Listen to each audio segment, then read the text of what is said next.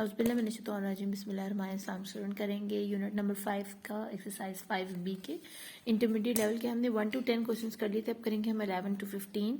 तो शुरू करते हैं अपना क्वेश्चन नंबर 11। यहाँ वो आपसे कह रहे हैं कि इफ़ n इक्वल है m over x plus Q के, तो फाइंड करें वैल्यू ऑफ q।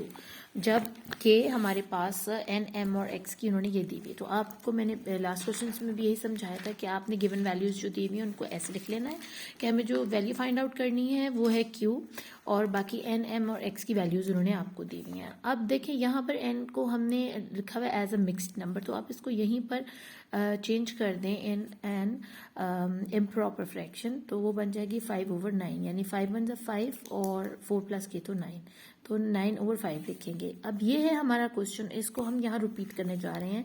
n की जगह हम लिखेंगे n की वैल्यू विच इज़ 9/5 इक्वल है, आगे आ गया है m, और m है यहाँ दिया हुआ 9, ठीक है, और आगे है x इज इक्वल टू 2, और प्लस करेंगे हम q, क्योंकि q की हमें वैल्यू नहीं दी हुई है। अब इसको हम ऐसे कर लेते हैं कि यहाँ भी एक फ्रैक्शन है और यहाँ भी एक फ्रैक्शन है, तो आपको पता है हमारी, मैंने आपको तरतीब बताई थी कि हम क्या करते हैं, या तो हम एलसीएम ले लेते हैं, ठीक है, अगर हमारे पास अलग अलग लिखे हों नीचे और ज़्यादा हमारे पास हों फ्रैक्शंस, तो उसमें एलसीएम लेते हैं, अदरवाइज हम मल्टीप्लाई करवाते हैं। और वो मल्टीप्लाई हम ऐसे भी करवाते हैं कि हम एक, अगर नीचे सिर्फ एक फ्रैक्शन है और यहाँ बाकी दूसरे कांस्टेंट नंबर्स हैं, तो हम उस फ्रैक्शन को हर एक के साथ बारी बारी मल्टीप्लाई करवाते हैं, ठीक है, ऐसे कर लेते हैं। या फिर हम क्या करवाते हैं कि हम क्रॉस मल्टीप्लिकेशन करवाते हैं, तो हम यहाँ पर, क्योंकि हमारे पास यहाँ भी डिनोमिनेटर है यहाँ भी डिनोमिनेटर है, जिसमें एक डिनोमिनेटर हो उसमें हम क्या करते हैं, हम उस एक डिनोमिनेटर को कॉमन लेके सब पूरे क्वेश्चन के साथ मल्टीप्लाई करवा देते हैं एक दफा। लेकिन यहाँ पर क्योंकि दो डिनोमिनेटर्स हैं हमारे पास डिफरेंट, तो हम क्या करेंगे, इनको क्रॉस मल्टीप्लिकेशन ले जाएंगे। 2 + q इससे मल्टीप्लाई होगा और 5 इससे मल्टीप्लाई होगा, तो हम कर लेते हैं पहले 9 2 + q। आपको पता है इस ब्रैकेट का क्या मतलब है, अगर हमने मल्टीप्लिकेशन का साइन नहीं लगाना देन वी पुट ब्रैकेट, तो उसका भी यही मतलब होता है। आगे 9 × 5, ठीक है। अब 9 5 का क्या होता है 45, 9 2 का क्या होता है 18, प्लस 9 q 9q। अब देख लेंगे हम इस मल्टीप्लिकेशन के बाद हमारा नेक्स्ट स्टेप क्या होता है, लाइक टर्म्स को एक तरफ करना, ठीक है। तो हम लाइक टर्म्स को क्या करने लगे हैं, हम 18 को लेकर जाएंगे क्योंकि ये कांस्टेंट नंबर है और क्यू वाली एक ही वैल्यू हमारे पास रखी है, तो हम इसको यहीं रहने देते हैं।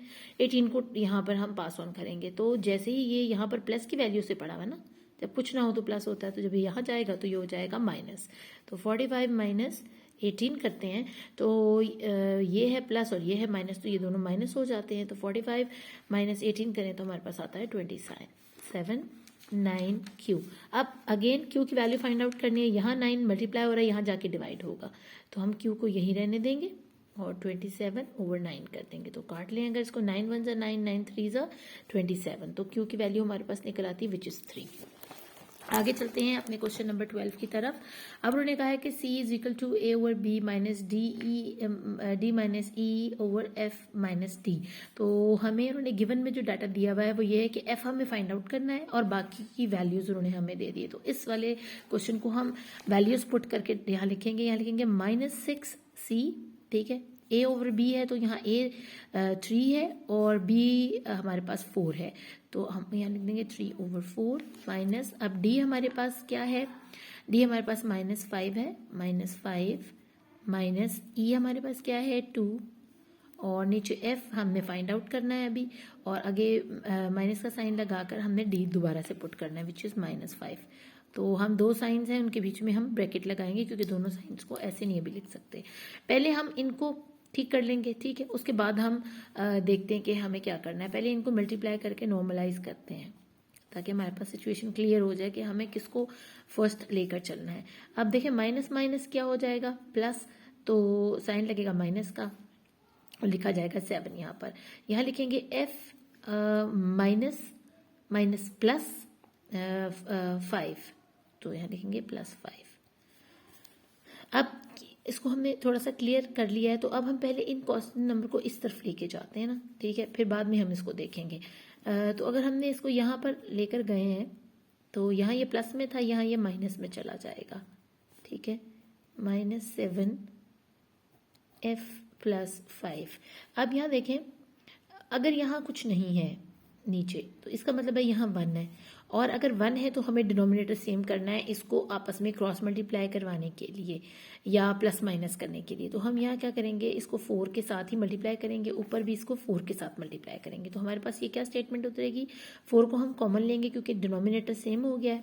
6 4 हमारे पास आ जाएगा 24 विद माइनस, और ये माइनस जो है -3 एज इट इज उतार देंगे, ठीक है। -7 f + 5। अब इसको फिर ठीक कर लेते हैं ताकि हमारे पास एक जैसी फ्रैक्शन है, ताकि हम मल्टीप्लाई करवाएं, क्रॉस मल्टीप्लिकेशन करवा दें।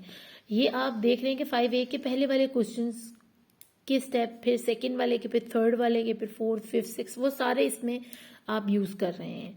तो माइनस माइनस हमारे पास प्लस आ जाता है, साइन लगेगा माइनस का। 24 + 3 हो जाता है हमारे पास तकरीबन 27, ठीक है। और 27 को हमने क्या किया, ओवर 4 इक्वल -7 f + 5। आगे चलते हैं। अब क्योंकि हमारे पास ये आमने सामने आ गया है, वो आप देख रहे हैं कि इधर भी फ्रैक्शन है, इधर भी फ्रैक्शन है, सेम फ्रैक्शंस आ गई हैं। तो इन सेम फ्रैक्शंस को हम क्रॉस मल्टीप्लिकेशन में लेकर जाएंगे। तो पहले हम इसको करवा लेते हैं, -27 f + 5, ठीक है। और यहाँ हम करेंगे 7 × 4। तो यहाँ पर आपके पास आ जाएगा 7 4 = 28, और यहाँ हमारे पास आ जाएगा -27f + 27 को जब 5 से हम मल्टीप्लाई करें तो हमारे पास आता है 135, ठीक है। तो minus minus plus minus plus minus होता है, तो हम इस साइन को भी चेंज करेंगे विद माइनस। अब कांस्टेंट नंबर हमने देखने क्या है, ये हमारे पास कांस्टेंट नंबर है। यहाँ भी हमारे पास ये जो है रखा हुआ है कांस्टेंट नंबर। तो हम -35 को उठाकर इधर लेकर आने लगे हैं, और यहाँ रहने देंगे -27f को। तो 28 के साथ यहाँ जाएगा तो ये प्लस में चला जाएगा, क्योंकि यहाँ ये माइनस के साथ रखा हुआ है। अब 28 + 135 करें तो वो तकरीबन बन जाता है 163 -27f। अब इस f की वैल्यू को फाइंड आउट करने के 27 जाएगा, यहाँ मल्टीप्लाई हो रहा था, यहाँ जाके डिवाइड होगा 63 के साथ। तो ये देखें 27। तो अगर हम इसको करें डिवाइड करें तो हम इसको इधर रख कर लेते हैं 63 27। तो 27 6 के टेबल पे जाए तो तकरीबन बनता है 162, और 1 रिमाइंडर आ जाता है हमारे पास। तो हम f की वैल्यू कैसे देंगे, क्योंकि ये एक इम्प्रॉपर फ्रैक्शन है, तो हम इसको मिक्स नंबर में आंसर देने जा रहे हैं। 27 - 6 रिमाइंडर 1। तो ये था हमारा क्वेश्चन नंबर 12, और इसको हमने कंप्लीट कर लिया। अब चलेंगे अपने क्वेश्चन नंबर 13 की तरफ, और उसको कंप्लीट कर लेते हैं।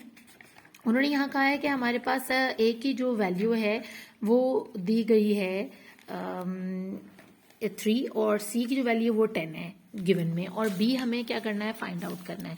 तो हम क्या करते हैं, इस क्वेश्चन को वैल्यू पुट कर लेते हैं। a की वैल्यू है 3 इक्वल b की वैल्यू हमारे पास नहीं है, c की वैल्यू है 10, और माइनस हम लिख लेंगे b की वैल्यू अगेन हमारे पास नहीं है, ठीक है। अब हमें क्या करना है इसका, कि हमने 10 को मल्टीप्लाई करवाते हैं इधर ले जाके, ठीक है ना। और इसको यानी पूरी वाली फ्रैक्शन को उठाकर हम इस तरफ लेकर जा रहे हैं। जब इधर लेकर जाएंगे तो फिर b अकेला रह जाएगा ना, तो हमें इसको एक दफ़ा मल्टीप्लाई करवाना है इस पूरी फ्रैक्शन को। यहाँ ये डिवाइड हो रही है, यहाँ मल्टीप्लाई हो जाएगी। तो कैसे होगी, 3 × 10 और -b, ठीक है। यहाँ ये प्लस के साथ था, और यहाँ हम छोड़ देंगे अकेला b। अब 3 10s आ गया 30, ठीक है, और -3b, 3b = 3b, और यहाँ लिखेंगे b। अब देखें हम लाइक टर्म्स को एक तरफ कर लेते हैं, यहाँ लिखते हैं 30 -3b को इधर लेके जाएंगे तो ये बन जाएगा प्लस, और b करेंगे प्लस इसमें तो ये बन जाएगा 4b = 30, ठीक है। अब 30 को हमने क्या करना है, ऊपर रखेंगे, b को यहाँ ले आएंगे और 4 से करवाएंगे इसको डिवाइड। अब आप देख रहे हैं अगेन एक इम्प्रॉपर फ्रैक्शन है, तो इम्प्रॉपर फ्रैक्शन को ले जाने के लिए हम अगर पहले देख लें कि एक ही टेबल से एक से कटता तो काट देते हैं 2 और 15, ठीक है ना। हमने 2 के टेबल से इसको काट दिया है, 2 ज़ा 4 और 2 15 ज़ा 30। अब अगेन हमारे पास अभी भी 15/2 है। पहले सिंपलेस्ट फॉर्म में ले गए ना इम्प्रॉपर को, अब इसको हम मिक्स नंबर में ले जा सकते हैं। तो बी की हम कर देते हैं कि 2 मल्टीप्लाई बाय 7 रिमाइंडर 1। क्यों? क्योंकि 2 7 ज़ा 14 होता है और 14 में से 1 बचा, वो यहाँ लगा दिया हमने। इसको कैसे किया है मैंने? ऐसे, ठीक है। 2 को रखा, 2 7 ज़ा 14 और 1 रिमाइंडर। तो इसकी हमने ये मिक्स नंबर में आंसर दे दिया है, ठीक है। ये है आंसर ऑफ क्वेश्चन नंबर 13। अब कर लेंगे हम क्वेश्चन नंबर 14, और इसमें भी अगेन वैसे ही हम ख्याल रखेंगे इस चीज़ का कि हमसे गलती ना हो कहीं भी वैल्यू को पुट करने में। यहाँ उन्होंने कहा है कि अगर n जो है उसकी वैल्यू फाइंड आउट करनी है और m, x और z की वैल्यू उन्होंने दी हुई हैं एज फॉलोड हैं, तो हम उसको किस तरह पुट करेंगे। m की जगह हम लिख लेंगे 6, ठीक है। और n, क्योंकि n वैसे ही फाइंड आउट करना है, n को एज इट इज लिख देते हैं। x क्योंकि स्केयर के साथ है तो इसके लिए हमें ब्रैकेट की ज़रूरत है, ठीक है। हम ऐसे कर लें और x की वैल्यू पुट करेंगे। यहाँ -2 है। आप देखें यहाँ पर आपने स्केयर रखा हुआ है। स्केयर जहाँ भी होगा 2 की शक्ल में, 4 की शक्ल में, 6 की शक्ल में, अगर ये ऊपर पड़ा हुआ है यहाँ पर, तो अंदर अगर माइनस है तो वो उसको प्लस में कन्वर्ट कर देगा, ठीक है ना। तो हम यहाँ पर +2 लिखेंगे -2 की बजाय। आगे हम चलते हैं, हमारे पास उसने रखा हुआ है -y, तो y की वैल्यू हमने लिखी नहीं शायद यहाँ पर ना, y की वैल्यू है -3, ठीक है। और y हम यहाँ लिख देंगे -3 विद ब्रैकेट, क्योंकि यहाँ ऑलरेडी हमारे पास माइनस रखा हुआ है। आगे है हमारे पास 5n, नीचे हम लगा देते हैं z, तो z की वैल्यू है -5, यहाँ लगाएंगे 5n as it is. n क्योंकि अभी हमने फाइंड आउट करना है, हमने वैल्यूज पुट कर ली हैं अपनी इस वाली स्टेटमेंट के अंदर। अब इसको हम करना शुरू करेंगे। पहले हम यूँ करेंगे, पहले अंदर वाले को सॉल्व कर लेते हैं ना, जो ब्रैकेट्स हैं उनको खोल लेते हैं, उसके बाद बाहर की तरफ जाएंगे। तो वो हम इस तरह ब्रैकेट खोलेंगे 6n + 4, क्योंकि 2 इटसेल्फ करना तो 4 आ जाएगा, माइनस माइनस प्लस आ जाएगा 3, ठीक है। अब यहाँ एक ब्रैकेट रह गई। आगे लिखेंगे 5n और नीचे लिखेंगे -5। अब इसको फिर अगेन मिनिमाइज करते हैं, तो n + 4 4n बन जाता है +3, ठीक है ना। एक स्टेप में जा रहे हैं हम, -5n।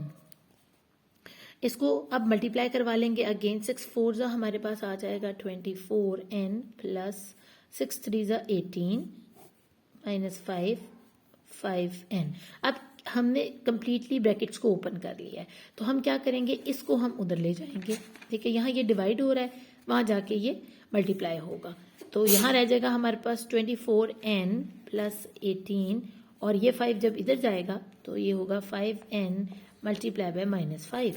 तो यहाँ हमारे पास जो वैल्यू बनती है वो है कि 5 5 = 25n विद माइनस, क्योंकि ये भी 5 है ये भी 5 है, तो जो साइन लगा हुआ है हम उसको उसी को यूज़ करेंगे। 24 + 18 ऐसे ही लिख देंगे, 24n + 18, क्योंकि अब हमारी क्या बारी आ रही है, मल्टीप्लिकेशन कर ली है ना, तो इसको हम क्या करेंगे, लाइक टर्म्स को एक तरफ कर लेते हैं, ठीक है। यहाँ हमारे पास 24n है और ये है 25n, यहाँ माइनस के साथ यहाँ आके ये प्लस में चला जाएगा 25n, और ये 18 प्लस में है तो यहाँ जाके माइनस में चला जाएगा। तो 24 + 25 करें तो हमारे पास आ जाता है तकरीबन 49n = -18। अब 49 जाएगा नीचे n की वैल्यू को फाइंड आउट करने के लिए, ऊपर रह जाएगा -18, और यही हमारा आंसर होगा। क्यों अब हम इसको मिक्स नंबर में नहीं लेके जाएंगे, because it is a proper fraction, और प्रॉपर फ्रैक्शन को हम मजीद आगे मिक्स नंबर में नहीं लिखते, तो हमारा यही इसका आंसर है। होपफुली आपको इसकी अच्छे से समझ आ रही होगी। बहुत आसान सवाल हैं, बड़े मज़े के सवाल हैं। बस आपने वो जो मेरी पिछली वीडियोस जो बच्चे देखते आ रहे हैं उनके लिए ये सवाल करना बहुत आसान है, और जिन्होंने नहीं देखी तो मैं काइंडली ये रिक्वेस्ट करूँगी कि वो ज़रूर उनको देखें, ताकि उनको इन स्टेप्स की, टर्म्स की समझ आ जाए कि हमने इनको लेकर चलना कैसे है। अब आप कर लेते हैं 5B का last question, which is question number 15। अब यहाँ पर हमें उन्होंने सवाल किया है हमसे कि find a formula for the sum S of any 3 consecutive odd numbers. वैसे तो कॉन्जिक्यूटिव नंबर्स जो होते हैं ना, ऑड नंबर्स होते हैं 1 3 5 9, ठीक है, लेकिन ये जस्ट कॉन्जिक्यूटिव ऑड नंबर्स होते हैं। अब वो आपसे कह रहे हैं सम के साथ फॉर्मूला बताएं, तो जो सम के साथ आप फॉर्मूला बताएंगे उसमें ऑड जो है हम कॉन्जिक्यूटिव नंबर्स को सम के फॉर्मूले में नंबर्स को हम लेंगे 2 और 4 को लेंगे, ठीक है। क्या किस में जाएंगे, हम पॉजिटिव नंबर्स में जाएंगे, हम ऑड नंबर्स में नहीं जाएंगे, हम इवन नंबर्स में जाएंगे। और ऑड हम किसको ले रहे हैं इसमें, एन को, क्योंकि हमें एक्सप्रेशन देना है अलजेब्रिक एक्सप्रेशन के साथ, जिस को लेके जाना है, क्योंकि अगला सवाल जो है वो हमसे कर रहे हैं find the value of S when the greatest odd number is -101। तो हमें फाइंड आउट करनी है वैल्यू भी एस की, तो हमें कहीं ना कहीं अलजेब्रिक एक्सप्रेशंस को साथ रखना है अपने। तो एन को लेंगे एज अ ऑड, और हम सम का जो फॉर्मूला है वो जनरेट करने लगे हैं। हम करेंगे एन, ठीक है, और लेने कितने, उन्होंने बोले जी थ्री आप कॉन्जिक्यूटिव जो है ना ऑड नंबर्स लें। तो हम लेंगे पहला नंबर ले लिया एन, दूसरा नंबर ले लें n+2, ठीक है, क्योंकि एक नंबर भी लेना ऑड भी हो साथ, फिर n ले लेंगे +4 के साथ।